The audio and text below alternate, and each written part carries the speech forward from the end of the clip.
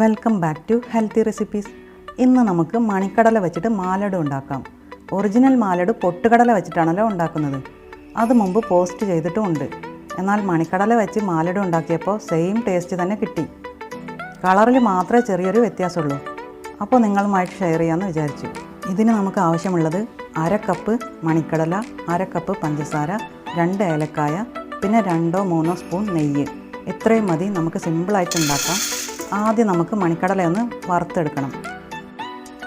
ഇവിടെ ഞാൻ ഈ കടല ഒന്ന് കഴുകി ഉണക്കിയതിന് ശേഷമാണ് കേട്ടോ റോസ്റ്റ് ചെയ്യുന്നത്. ഇതിൽ പറ്റിപ്പിടിച്ച പൊടിയൊക്കെ ഒന്ന് കളയാൻ വേണ്ടിയിട്ടാണ് കഴുകിയത്.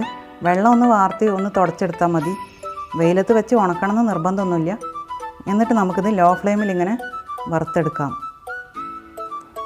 ഈ കടലയ്ക്ക് മണിക്കടല, ചെറുമണിക്കടല അല്ലെങ്കിൽ കറുത്ത കടല അങ്ങനെ പല പേരുകളുണ്ട്. നിങ്ങളുടെ നാട്ടിൽ ഏത് പേരാണ് പറയാമെന്ന് എനിക്കറിയില്ല. ഞങ്ങളൊക്കെ മണിക്കടല എന്നാണ് വിളിക്കുക. ഈ മണിക്കടല വെച്ച് ഞാൻ കുറച്ച് മുമ്പ് എരിവുള്ള ഒരു സ്നാക്ക് പോസ്റ്റ് ചെയ്തിരുന്നു. അത് ഒരുപാട് പേർക്ക് ഇഷ്ടമായി. അപ്പോൾ ഇപ്രാവശ്യം മധുരമുള്ളൊരു സ്നാക്ക് ആയിക്കോട്ടെ എന്ന് വിചാരിച്ചു.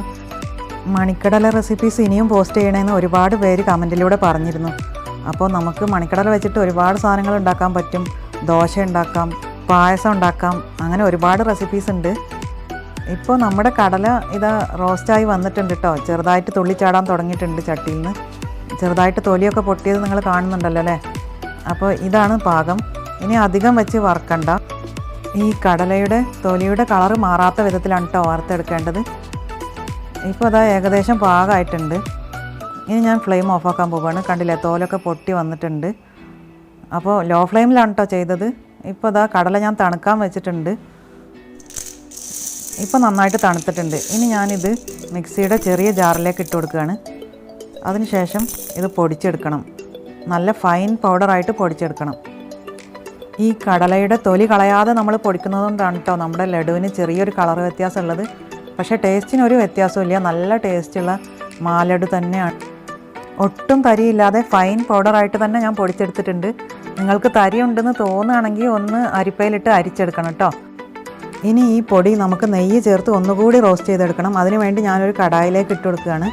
അതിനുശേഷം ഈ പൊടിച്ചെടുത്ത മിക്സിയുടെ ജാറിലേക്ക് തന്നെ നമ്മുടെ പഞ്ചസാര ഇട്ട് കൊടുക്കുകയാണ്. 1/2 കപ്പ് പഞ്ചസാര ഞാൻ എടുത്തിട്ടുണ്ട്. ഇത് നല്ല മധുരം ഉണ്ടാവും കേട്ടോ. മധുരം കുറക്കണം എന്നുള്ളവർക്ക് 1/2 കപ്പിലും കുറച്ച് ചേർത്താൽ മതിയേ. ഇപ്പോൾ അതാ ഞാൻ ഏലക്കായും കൂട്ടിയിട്ട് നന്നായിട്ട് പൊടിച്ചെടുത്തിട്ടുണ്ട് കേട്ടോ പഞ്ചസാര. അതും കൂടി നമ്മുടെ കടായിലേക്ക് ചേർത്ത് കൊടുക്കുകയാണ്. ഇനി നന്നായിട്ട് മിക്സ് ചെയ്യാണ്. ഇനി നമ്മൾ ഇതിലേക്ക് നെയ്യ് ചേർത്ത് കൊടുക്കുകയാണ്. ഒരു 2 സ്പൂൺ നെയ്യ് ഞാൻ ആദ്യം ചേർക്കുന്നുണ്ട്. ഇനി ഇത് നന്നായിട്ട് മിക്സ് ചെയ്തതിന് ശേഷം വേണം നമ്മളിത് അടുപ്പിൽ വെച്ച് ഒന്നുകൂടി ഒന്ന് റോസ്റ്റ് ചെയ്തെടുക്കാൻ. ലോ ഫ്ലെയിമിൽ വേണം അതും ചെയ്യാൻ. നെയ്യിൻ്റെ അളവ് കുറവാണെന്ന് തോന്നിയത് കൊണ്ട് ഒരു 1/2 ടീസ്പൂൺ കൂടി ചേർത്തിട്ടുണ്ട്. ആകെ 2.5 ടീസ്പൂൺ നെയ്യാണ് കേട്ടോ ചേർത്തത്. നെയ്യിൻ്റെ അളവ് തീരെ കുറഞ്ഞാൽ നമ്മുടെ ലഡു ഭയങ്കര ഡ്രൈ ആയിട്ടിരിക്കും. പിന്നെ ഉരുട്ടിയെടുക്കാനും പ്രയാസമാവും. അതുകൊണ്ട് നിങ്ങൾക്ക് വേണമെങ്കിൽ 2.5 മുതൽ ഒരു 3 സ്പൂൺ വരെ നെയ്യ് ചേർക്കാം കേട്ടോ. ഇതുപോലെ ഇങ്ങനെ ലോ ഫ്ലെയിമിൽ വറുക്കുമ്പോൾ നല്ലൊരു സ്മെല്ല് വരും കേട്ടോ. ഈ കടല മാവ് വേവുന്നതിൻ്റെയും പിന്നെ ഏലക്കായും നെയ്യും എല്ലാം കൂടി മിക്സ് ചെയ്തിട്ട് നല്ലൊരു സ്മെല്ല് കിട്ടും. അപ്പോൾ അതുവരെ നമ്മൾ വറുക്കണം.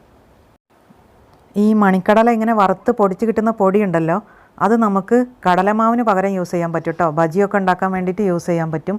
വളരെ ഈസി ആയിട്ട് പൊടിച്ചെടുക്കാനും പറ്റും. വറുത്ത് കഴിഞ്ഞാൽ മിക്സിയുടെ ചെറിയ ജാറിലിട്ട് പൊടിക്കാൻ വലിയ പ്രയാസമൊന്നുമില്ല. അപ്പോൾ അങ്ങനെ ഒന്ന് ട്രൈ ചെയ്ത് നോക്കണേ കടല ഒരുപാടുള്ളവർ.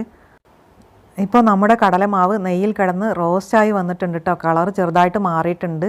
അപ്പോൾ ഇനി ഞാൻ അധികം വെച്ച് വറുക്കുന്നില്ല. ഫ്ലെയിം ഓഫാക്കുകയാണ്. ഇനി ഇത് ഒന്ന് ചൂടാറിയതിന് ശേഷം നമുക്ക് ലഡുവിൻ്റെ ഷേപ്പിൽ ഉരുട്ടിയെടുക്കാം.